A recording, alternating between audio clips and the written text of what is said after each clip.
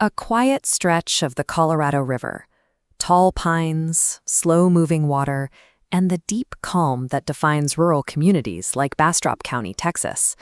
But right now, this quiet landscape is absorbing over $10 billion of active commercial investment. Mega corporations are building massive, illuminated campuses stretching across hundreds of acres, filled with the hardware that runs modern life. The quietest corners of the country are now the global epicenter for artificial intelligence and advanced manufacturing. And that sudden arrival is causing serious local friction. When the world's largest companies roll heavy machinery into a rural town, residents naturally assume their way of life is about to be paved over. The immediate questions are always the same. Will these campuses drink the local rivers dry? Will they break the power grid? And will families see their property taxes spike to subsidize corporate growth? These aren't hysterical reactions. They are necessary questions that demand hard engineering and economic data to answer accurately. To figure out if these facilities are going to drain the county or save it, we have to look exactly at how modern infrastructure operates under the hood. The most persistent claim is that massive server farms require billions of gallons of local water to keep their processors from melting down. This diagram shows standard industrial cooling systems, which extract huge volumes of water from rivers and aquifers, using it once and venting it away as steam. But rural data centers often use a different approach, closed-loop cooling. Instead of pulling fresh water from the environment, these facilities fill a sealed network of pipes exactly one time. The exact same liquid continuously circulates over the hot servers, absorbs the heat, cools down in a radiator, and cycles right back. This data overlay shows the resulting drop in water consumption. Using closed-loop engineering allows for massive retention, meaning the water stays trapped in the pipes rather than being lost to evaporation. By isolating their industrial water needs, these campuses can operate without impacting the local water table, keeping the rivers flowing as they did before the concrete was poured. Then there is the grid. The assumption is that AI infrastructure will pull so much electricity that residential utility bills will surge to cover the gap.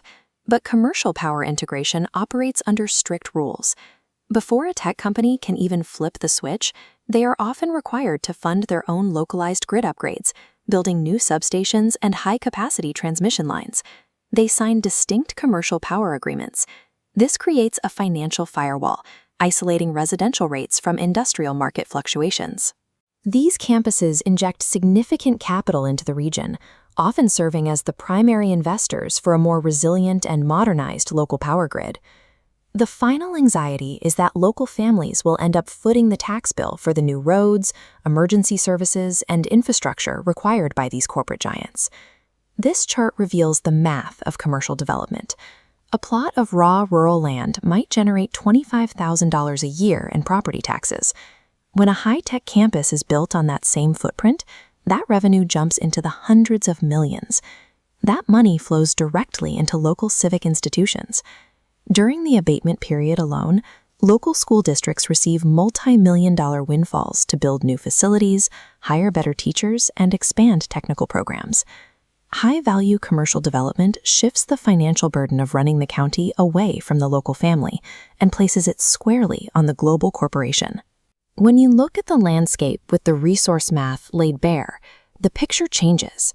Efficient water management allows the river to remain a natural resource for the community, while the tax revenue generated by the facility provides a new financial shield for local conservation. And then there is the human impact. These facilities create permanent, highly skilled careers with average salaries between $70,000 and $120,000, located just 15 minutes from where these people grew up. For decades, small towns have watched their brightest youth leave for major cities to find work. This localized prosperity gives them a lucrative reason to stay. The global race to build next-generation hardware and process artificial intelligence is accelerating, and it will not wait for anyone. Managing this scale requires transparent economic planning and engineering that prioritizes resource conservation. Done correctly, it shifts the dynamic from disruption to integration. This isn't about replacing the rural landscape. It's about leveraging these global investments to build a durable economic floor, ensuring these communities can thrive on their own terms for decades to come.